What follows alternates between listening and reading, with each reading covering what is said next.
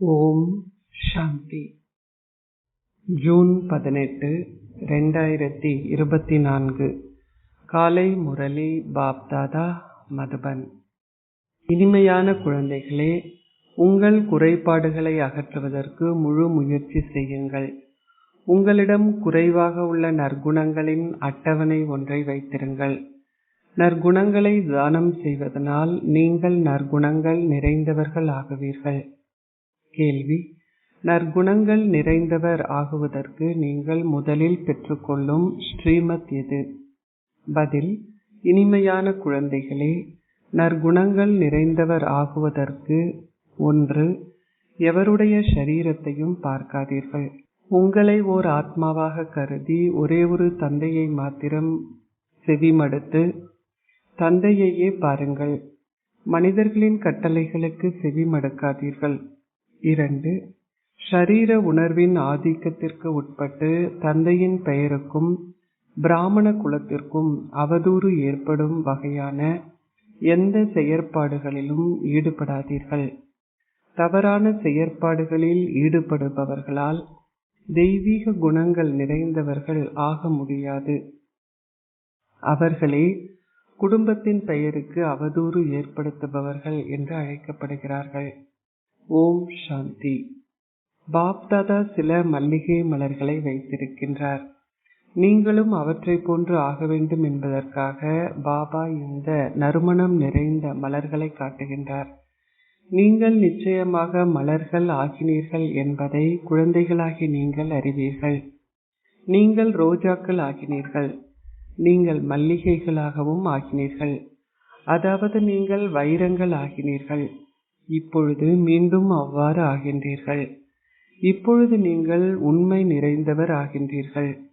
முன்னர் உங்களிடம் பொய்மை இருந்தது. பொய்மையை தவிர வேறு எதுவும் இருக்கவில்லை. ஒரு தானியத்தின் அளவு சத்தியமேனும் இல்லை. இப்பொழுது நீங்கள் உண்மை நிறைந்தவர் ஆகின்றீர்கள். நேர்மையானவர்களுக்கு சகல நற்குணங்களும் தேவையாகும். எவ்வாறாயினும் உங்களிடம் எந்த அளவு நற்குணங்கள் உள்ளதோ அந்த அளவிற்கு நீங்கள் அவற்றை பிறருக்கு தானம் செய்து அவர்களை உங்களுக்கு சமமானவர்கள் ஆக்க வேண்டும். ஆகையாலேயே தந்தை தொடர்ந்தும் குழந்தைகளாகிய உங்களிடம் கூறுகின்றார்: குழந்தைகளே, உங்கள் நற்குணங்களுக்கான ஓர் அட்டவணையை வைத்திருங்கள். உங்களிடம் ஏதாவது குறைபாடு உள்ளதா? ஏதாவது தெய்வீக குணங்கள் குறைவாக உள்ளதா என சோதித்து பாருங்கள். ஒவ்வொரு இரவும் உங்கள் அட்டவணையை சோதித்து பாருங்கள். வெளியில் உள்ள மனிதர்களை பொறுத்தவரை அது வேறான விஷயமாகும். ஆனால் நீங்கள் இப்பொழுது மனிதர்கள் அல்ல, நீங்கள் பிராமணர்கள். அனைவருமே மனிதர்கள். ஆனாலும் ஒவ்வொருவரின் நற்குணங்களிலும் நடத்தையிலும் வித்தியாசம் உள்ளது. மாயையின் ராஜ்யத்தில் உள்ள சில மனிதர்கள் மிகவும் நல்லவர்களாகவும் நற்குணங்கள் நிறைந்தவர்களாகவும் இருக்கிறார்கள். ஆனால் அவர்களுக்கு தந்தையை தெரியாது. அவர்கள் சமயப்பற்றுள்ளவர்களும் மிகவும் மென்மையான இதயத்தை கொண்டவர்களும் ஆவார்கள். உலக மக்கள் பலவிதமான நற்குணங்களை கொண்டவர்களாக இருந்தாலும் நீங்கள் தேவர்கள் ஆகியதும் அனைவரிடமும் தெய்வீக குணங்கள் இருக்கும். எவ்வாறாயினும் இது ஒரு கல்வி என்பதால் உங்கள் அந்தஸ்தில் வித்தியாசம் உள்ளது. முதலாவதாக நீங்கள் கற்க வேண்டும். இரண்டாவதாக நீங்கள் குறைபாடுகள் அனைத்தையும் நீக்க வேண்டும். இந்த உலகில் நீங்கள் தனித்துவமானவர்கள் என்பதை குழந்தைகளாகி நீங்கள் புரிந்து கொள்கிறீர்கள். இங்கு பிராமண குலத்தவர்கள் மாத்திரமே அமர்ந்திருக்கிறார்கள். சூத்ர குலத்தில் மனிதர்களின் வழிகாட்டல்களே உள்ளன. பிராமண குலத்தில் கடவுளின் வழிகாட்டல்கள் உள்ளன. அனைத்திற்கும் முதலில் நீங்கள் தந்தையின் அறிமுகத்தை கொடுக்க வேண்டும். இன்னென்னார் அதிக அளவு விவாதிக்கின்றார் என்று நீங்கள் கூறுகிறீர்கள். நீங்கள் அவர்களுக்கு எழுத வேண்டும் என பாபா விளங்கப்படுத்துகின்றார்.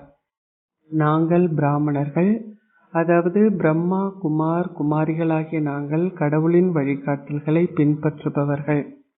பின்னர் அவர்கள் உங்களை விட உயர்ந்தவர்கள் எவரும் இல்லை என்பதை புரிந்து கொள்வார்கள். கடவுளே அதி மேலானவர். நாங்கள் அவருடைய வழிகாட்டல்களை பின்பற்றும் அவருடைய குழந்தைகள். நாங்கள் மனிதர்களுடைய வழிகாட்டல்களை பின்பற்றுவதில்லை. நாங்கள் கடவுளின் வழிகாட்டல்களை பின்பற்றுவதன் மூலம் தேவர்கள் ஆகின்றோம். நாங்கள் மனிதர்களின் வழிகாட்டல்களை பின்பற்றுவதை முற்றிலும் துறந்துவிட்டோம். ஆகவே எவரும் உங்களிடம் விவாதிக்க முடியாது. எவராவது உங்களிடம் நீங்கள் எங்கே இதனை கேட்டீர்கள், யார் உங்களுக்கு கற்பித்தது என்று கேட்டால், நாங்கள் கடவுளின் வழிகாட்டல்களை பின்பற்றுகின்றோம் என நீங்கள் பதிலளிக்க வேண்டும். இதில் தூண்டுதல் என்ற கேள்விக்கே இடமில்லை. எல்லையற்ற தந்தையாகிய கடவுளிடமிருந்து நாங்கள் அனைத்தையும் புரிந்து கொண்டுள்ளோம். அவர்களிடம் கூறுங்கள், நாங்கள் நீண்ட காலமாக பக்தி மார்க்கத்து சமய நூல்களின் கட்டளைகளை பின்பற்றினோம். இப்பொழுது நாங்கள் கடவுளின் வழிகாட்டல்களை பெற்றுள்ளோம். குழந்தைகளாகிய நீங்கள் தந்தை ஒருவரை மாத்திரம் புகழ வேண்டும். அனைத்திற்கும் முதலில் நீங்கள் கடவுளின் வழிகாட்டல்களை பின்பற்றுகின்றீர்கள் என்பதை உங்கள் புத்தியில் பதிய செய்யுங்கள். நாங்கள் மனிதர்களின் கட்டளைகளை பின்பற்றுவதோ அவர்களுக்கு செவிசாய்ப்பதோ இல்லை. கடவுள் கூறுகின்றார், தீயதை கேட்காதீர்கள், தீயதை பார்க்காதீர்கள். மனிதரின் கட்டளைகளை கேட்காதீர்கள். ஆத்மாவை பாருங்கள், ஷரீரத்தை பார்க்காதீர்கள். இந்த ஷரீரம் தூய்மையற்றது. அதில் பார்ப்பதற்கு என்ன இருக்கிறது? உங்கள் கண்களால் அதனை பார்க்காதீர்கள். இந்த ஷரீரம் முற்றிலும் தூய்மையற்றது. இந்த ஷரீரம் மேலும் புதிதாக ஆகுவதில்லை, மேலும் பழையதாகவே ஆகும். ஆத்மாவே நாளுக்கு நாள் சீர்திருத்தம் அடைகின்றார். ஆத்மா அமரத்துவமானவர்.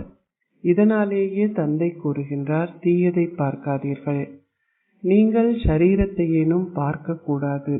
உங்கள் ஷரீரம் உட்பட அனைத்து ஷரீர உறவுகளையும் மறந்துவிடுங்கள். ஆத்மாவை பாருங்கள்.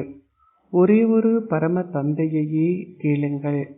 இங்கே முயற்சி தேவைப்படுகிறது. இதுவே ஒரு சிறந்த பாடம் என நீங்களும் உணர்கின்றீர்கள். புத்திசாலிகள் உயர்ந்த அந்தஸ்தை பெறுவார்கள். ஜீவன் முக்தியை ஒரு வினாடியில் பெற முடியும். எவ்வாறாயினும் நீங்கள் முழு முயற்சியை செய்யாது விட்டால் நீங்களும் அதிகளவு தண்டனையை அனுபவம் செய்ய வேண்டும்.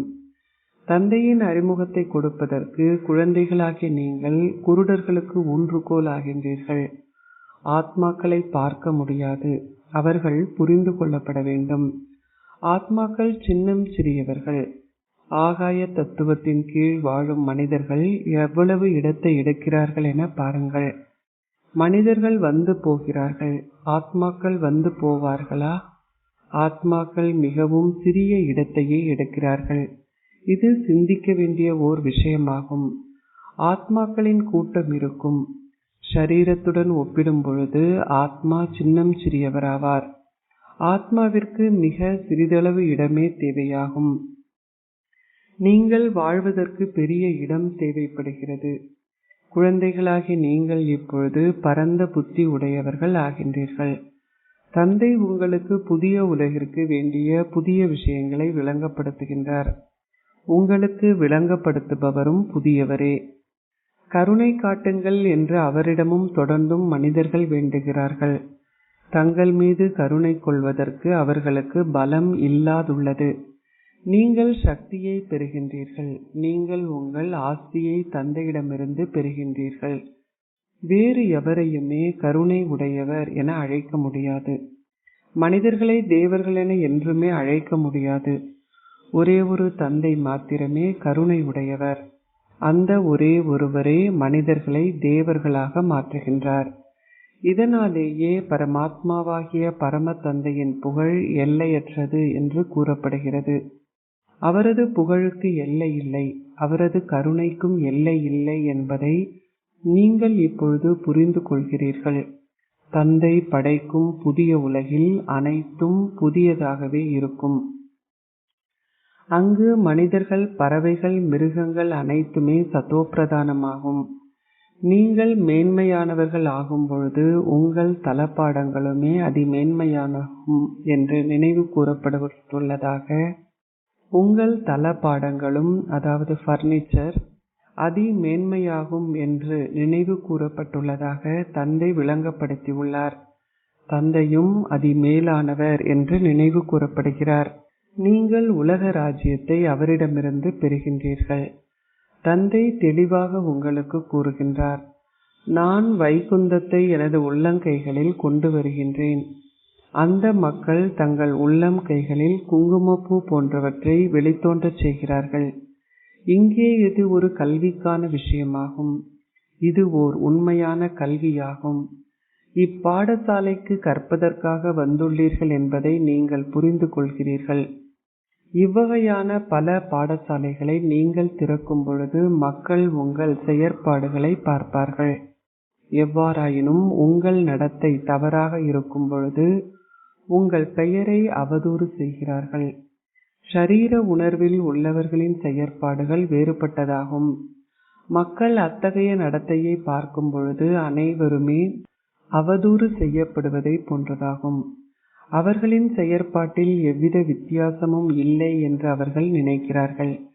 எனவே அந்த ஆத்மா தந்தையை அவதூறு செய்துவிட்டதை போன்றதாகும். அதற்கு காலம் எடுக்கும். ஆனால் அனைத்து குற்றச்சாட்டுகளும் அவரின் மீதே விழுகின்றது. உங்களுக்கு மிகவும் நல்ல பண்புகள் தேவையாகும். உங்கள் நடத்தையை சீராக்கிக் கொள்வதற்கு எவ்வளவு காலம் எடுக்கும்? சிலரின் நடத்தை மிகவும் நல்லது, முதற்தரமானது என்பதை நீங்கள் புரிந்து கொள்கிறீர்கள். அதுவும் புலப்படுகிறது. பாபா இங்கு அமர்ந்திருந்து குழந்தைகளாகிய உங்கள் ஒவ்வொருவரையும் பார்க்கின்றார். அத்துடன் உங்களில் இருந்து நீக்கப்பட வேண்டிய குறைபாடுகள் எவை என்பதையும் பார்க்கின்றார். அவர் ஒவ்வொருவரையும் சோதனை செய்கின்றார். அனைவரிடமும் குறைபாடுகள் உள்ளன. ஆகவே தந்தை ஒவ்வொருவரையும் அவர்களுடைய பேறுகளையும் தொடர்ந்தும் பார்க்கின்றார். தந்தைக்கு குழந்தைகளிடம் அன்பு உள்ளது. உங்களில் குறிப்பாக இன்ன குறைபாடு உள்ளது என்பதையும் அதனால் உங்களால் ஓர் உயர்ந்த அந்தஸ்தை பெற முடியாது உள்ளது என்பதையும் தந்தை அறிவார். நீங்கள் உங்கள் குறைபாடுகளை நீக்காது விட்டால் அது மிக கடினமாக இருக்கும். உங்களை பார்ப்பதனால் பாபா அதனை புரிந்து கொள்கின்றார். இன்னும் சிறிது காலமே எஞ்சி இருப்பதை நீங்கள் புரிந்து கொள்கிறீர்கள். அவர் ஒவ்வொருவரையும் பரீட்சித்து பார்க்கின்றார். ஒவ்வொருவருடைய நற்குணங்களிலும் தந்தையின் பார்வை விழுகிறது. அவர் கேட்கின்றார், உங்களில் ஏதாவது குறைபாடுகள் இருக்கின்றனவா? நீங்கள் தந்தையின் முன்னால் வரும்பொழுது உண்மையை கூறுகின்றீர்கள். சிலர் ஷரீர உணர்வை கொண்டிருப்பதனால் அவர்கள் அதனை பற்றி பேசுவதில்லை. தந்தை கூறுகின்றார், கேட்காமலே செய்பவர்கள் தேவர்கள் என்று அழைக்கப்படுகிறார்கள். கேட்ட பின்னர் செய்பவர்கள் மனிதர்கள் என்று அழைக்கப்படுகிறார்கள். கேட்டதன் பின்னரும் செய்யாதவர்கள் என்ன என்று அழைக்கப்படுகிறார்கள். தந்தையின் முன்னால் நீங்கள் வரும்பொழுது இந்த பிறவியில் உங்களிடம் உள்ள குறைபாடுகளை அவரிடம் கூறுங்கள் என்று பாபா தொடர்ந்தும் கூறுகின்றார். பாபா அனைவருக்கும் கூறுகின்றார், உங்களிடம் இருக்கும் பலவீனங்களை சத்திர சிகிச்சையாளரிடம் கூறுங்கள். உங்கள் ஷரீரத்தின் சுகவீனங்களை அல்ல, உள்ளுக்குள் இருக்கின்ற நோய்களையே கூறுங்கள். உங்களுக்குள் என்ன அசுரத்தனமான எண்ணங்கள் உள்ளன. இந்த நிலையில், அதாவது அந்த குறைபாடுகளை நீங்கள் நீக்காதவரை உங்களால் உயர்ந்த அந்தஸ்தை பெற முடியாது. அதாவது அந்த குறைபாடுகளை நீங்கள் நீக்காதவரை உங்களால் அந்தஸ்தை பெற முடியாது என்பதை பாபா உங்களுக்கு விளங்கப்படுத்துகின்றார். குறைபாடுகள் அதிக அளவு அவதூற்றை விளைவிக்கின்றன. மக்களுக்கு சந்தேகம் எழுவதால் உங்களுக்கு கடவுளா கற்பிக்கின்றார் என்று நினைக்கிறார்கள். கடவுள் பெயருக்கும் வடிவத்திற்கும் அப்பாற்பட்டவர். அவர் சர்வ வியாபி. அவர் எவ்வாறு அவர்களுக்கு கற்பிப்பார்? அவர்களுடைய நடத்தையை பாருங்கள். தந்தைக்கு இது தெரியும். உங்களிடம் முதற்தரமான நற்குணங்கள் இருக்கும். உங்கள் குறைபாடுகளை நீங்கள் மறைத்தால் உங்கள் அம்புகள் அந்த அளவிற்கு இலக்கை அடைய முடியாது. ஆகவே இயன்ற அளவிற்கு தொடர்ந்தும் உங்கள் குறைபாடுகளை அகற்றுங்கள். உங்கள் குறைபாடுகளை குறித்து கொள்ளுங்கள். பின்னர் உங்கள் மனசாட்சி உறுத்தும். இழப்பு ஏற்படும் பொழுது உங்கள் மனசாட்சி உறுத்தும். வியாபாரிகள் தமது லாப கணக்கை ஒவ்வொரு நாளும் எழுதுகிறார்கள். அவர்கள் தங்கள் கணக்கை ஒவ்வொரு நாளும் பரீட்சித்து பார்ப்பார்கள். இந்த தந்தையும் கூறுகின்றார், உங்கள் நடத்தையை ஒவ்வொரு நாளும் பாருங்கள். இல்லாதுவிட்டால் நீங்கள் உங்களுக்கு தீங்கு விளைவிக்கின்றீர்கள். அத்துடன் தந்தையின் கௌரவத்திற்கும் இழக்கு ஏற்படுத்துகின்றீர்கள். குருவை அவமரியாதை செய்தவர்கள் இலக்கை அடைய முடியாது. சரீர உணர்வில் இருப்பவர்களும் தங்கள் இலக்கை அடைய முடியாது. ஆத்ம உணர்வில் இருப்பவர்கள் நல்ல இலக்கை அடைகிறார்கள். நீங்கள் அனைவரும் ஆத்ம உணர்விற்கு வருவதற்கு முயற்சி செய்கிறீர்கள். நாளுக்கு நாள் நீங்கள் சீர்திருத்தம் அடைகின்றீர்கள். ஷரீர உணர்வினால் செய்யப்படுகின்ற செயல்களை முடித்து விடுங்கள். ஷரீர உணர்வில் நிச்சயமாக பாவங்களை செய்யப்படுகின்றன. ஆகவே தொடர்ந்தும் ஆத்ம உணர்வுடையவர் ஆகுங்கள்.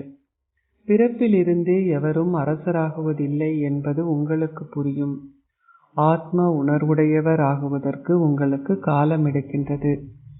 ஆத்ம உணர்வுடையவராக ஆகுவதற்கு உங்களுக்கு காலம் எடுக்கிறது.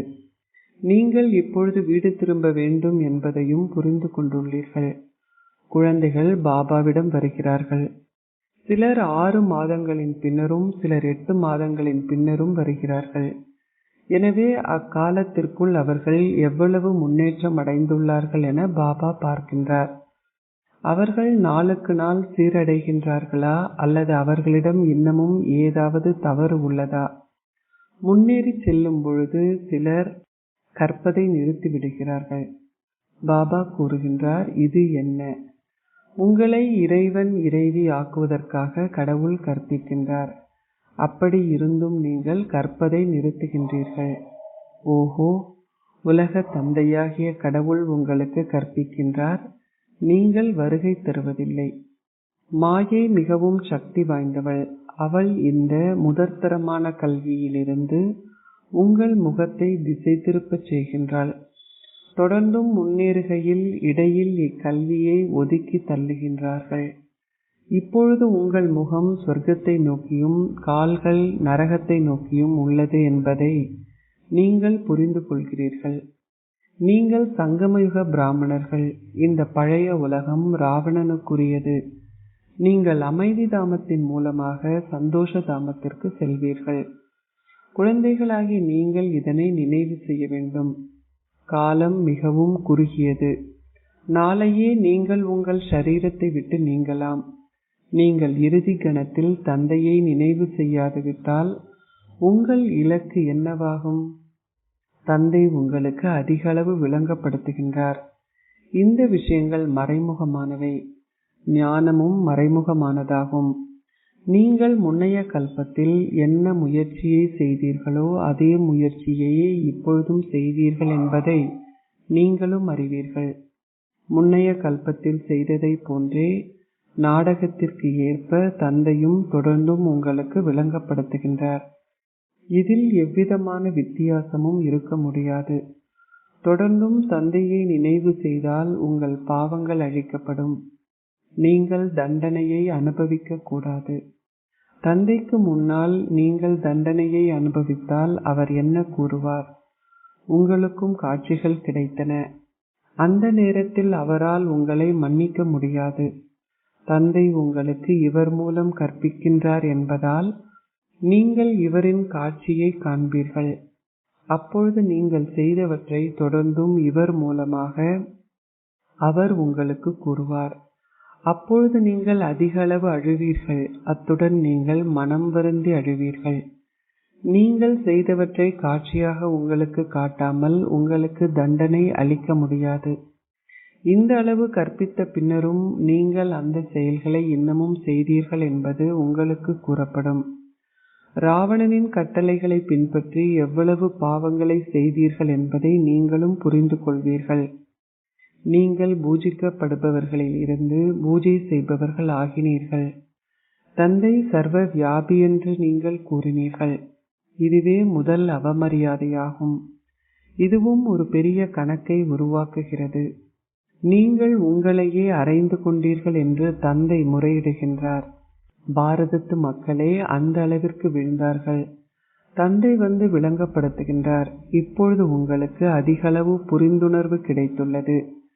எவ்வாறாயினும் நாடகத்திற்கு ஏற்ப வரிசை கிரமமாகவே நீங்கள் புரிந்து கொள்கிறீர்கள். முன்னரும் வகுப்புகளின் பெறுபேறுகள் இன்று வரை ஒரே மாதிரியாகவே உள்ளன. நீங்கள் முன்னேறுவதற்காக தந்தை குழந்தைகளாகிய உங்களுக்கு நிச்சயமாக தொடர்ந்தும் கூறுவார். மாயை அத்தகையவள். உங்களை தொடர்ந்தும் ஆத்ம உணர்வில் இருப்பதற்கு அவள் அனுமதிக்க மாட்டாள். இது ஒரு பெரிய விஷயமாகும். ஆகவே உங்களை ஆத்மாக்களாக கருதி தந்தையை நினைவு செய்தால் உங்கள் பாவங்கள் அழிக்கப்படும். அச்சா, இனிமையிலும் இனிமையான அன்பிற்குரிய, எப்பொழுதோ காணாமல் சென்று இப்பொழுது கண்டெடுக்கப்பட்டிருக்கும் குழந்தைகளுக்கு உங்கள் தந்தை தாயாக இருக்கும் பாப் தாதாவின் அன்பும் நினைவுகளும் காலை வந்தனங்களும். ஆன்மீக தந்தை ஆன்மீக குழந்தைகளுக்கு நமஸ்தே கூறுகின்றார். ஆன்மீக குழந்தைகள் ஆன்மீக தந்தைக்கு நமஸ்தே கூறுகின்றோம். தாரணைக்குரிய சாரம் 1. சரீர உணர்விற்கு வரும்பொழுது நிச்சயமாக பாவங்கள் செய்யப்படுகின்றன. ஷரீர உணர்வுடையவர்களால் தமது இலக்கை அடைய முடியாது. ஆகையால் ஆத்ம உணர்வுடையவர்கள் ஆகுவதற்கு முழு முயற்சி செய்யுங்கள். தந்தையின் பெயரை அவதூறு செய்யும் வகையான எந்த செயலையும் செய்யாதீர்கள். 2. உங்களுக்குள் இருக்கும் நோய்களை பற்றி தந்தையிடம் நேர்மையுடன் கூறுங்கள். உங்கள் குறைபாடுகளை மறைக்காதீர்கள். உங்களிடம் என்ன குறைபாடுகள் உள்ளன என்று சோதித்து பாருங்கள். இந்த கல்வியின் மூலம் உங்களை நற்குணங்கள் நிறைந்தவராக்குங்கள். ஆசீர்வாதம். சேவை செய்யும் பொழுது எந்த ஒரு எல்லைக்கு உட்பட்ட ராஜரீகமான ஆசைகளில் இருந்தும் விடுபட்டு இருப்பதன் மூலம் ஒரு சுயநலமற்ற சேவையாளர் ஆகுவீர்களாக. எந்த ஒரு கர்மத்திலிருந்தும் விடுபட்டு இருத்தல் மற்றும் பற்றற்று இருத்தல் என்பதற்கான அத்தாட்சியை தந்தை பிரம்மா கொடுத்தார். சேவை செய்தல் மற்றும் அன்பை கொண்டிருத்தல் தவிர்த்து வேறு எந்த பந்தனங்களும் இல்லை. எல்லையற்ற உங்கள் சேவையில் ராஜரீக ஆசைகளை கொண்டிருப்பதும் உங்களை கர்ம கணக்கின் பந்தனத்தில் கட்டுகின்றன. உண்மையான சேவையாளர்கள் இந்த கர்ம கணக்கிலிருந்தும் விடுபட்டிருக்கிறார்கள். உங்கள் ஷரீரத்தின் பந்தனமானது உங்கள் ஷரீர உறவுமுறையுடனான பந்தனமாகும். அவ்வாறே சேவையின் போது சுயநல நோக்கத்தை கொண்டிருப்பதும் பந்தனமே ஆகும். இந்த பந்தனத்திலிருந்து, அதாவது ராஜரீகமான கர்ம கணக்கிலிருந்து விடுபட்டு ஒரு சுயநலமற்ற சேவையாளர் ஆகுங்கள். ஸ்லோகம். உங்கள் சத்தியங்களை ஒரு ஃபைலில் வைத்திருக்காது, முழுமையடைவதன் மூலம் அவற்றை வெளிப்படுத்துங்கள். ஓம் சாந்தி.